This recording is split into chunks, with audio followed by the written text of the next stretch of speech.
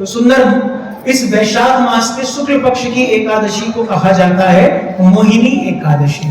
तो आइए सुंदर इस मोहिनी एकादशी के कथा को श्रवण करें। कहते सरस्वती नदी के किनारे भद्रावती नामक एक नगर था।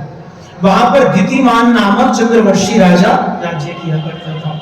उस नगरी में धनवान एवं पुण्यवान धनपाल नाम का एक वैश्य भी रहता था। वैश्य रहता था जिसका नाम क्या था? धनपाल। कहते हैं वह अत्यंत धर्मात्मा एवं विष्णु भक्त था। उसने नगर में अनेक भोजनालय, प्याऊ, कुआं, सरोवर, धर्मशाला आदि बनवाए थे और सड़कों पर आम, जामुन आदि के अनेक वृक्ष लगवाए थे।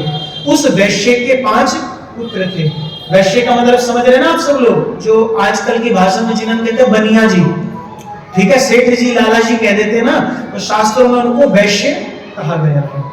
कहते हैं कि उस वैश्य के 5 पुत्र थे। इनमें घृष्ट बुद्धि वाला 5वां जो भैया उनका पुत्र था, बड़ा ही महापापी था।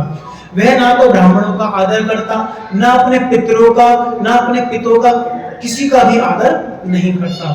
वह वैश्यावृत्ति करता था, वैश्यगामी था और जुआरी भी था। वह क्या करता? पर स्त्रियों के साथ भोग विलास करता तथा मद्य मांस का भी सेवन करता था। अनेक कुकर्मों में अपने पिता के धन को वह नष्ट किया करता था।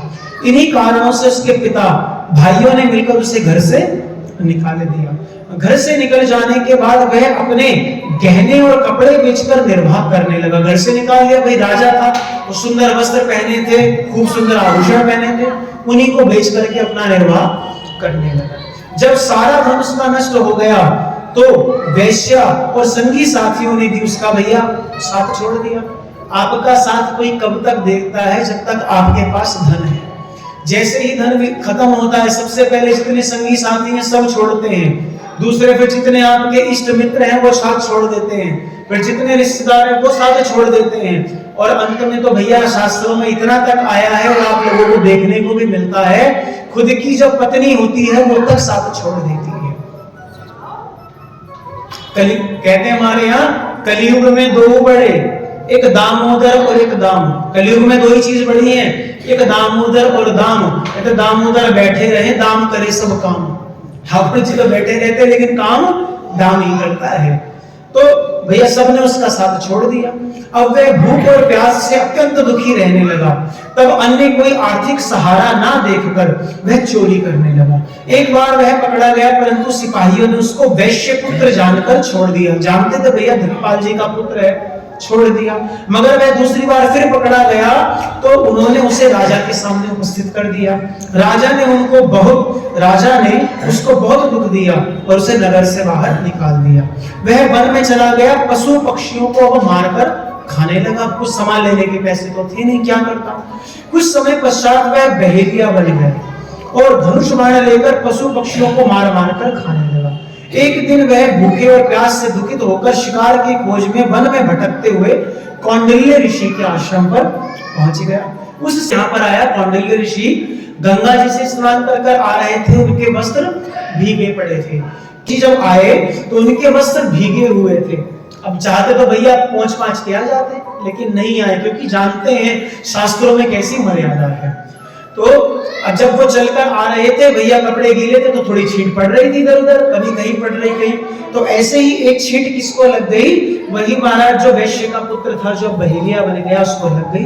थोड़ा भैया, एक तो गंगा जल अपने आप में ही पवित्र, और दूसरा किसी साधु के शरीर से महाराज वो गिर रहा है, तो साधु सत्संगी होते हैं, तपस्वी होते हैं, तो उसका प्रभाव और बढ़ गया।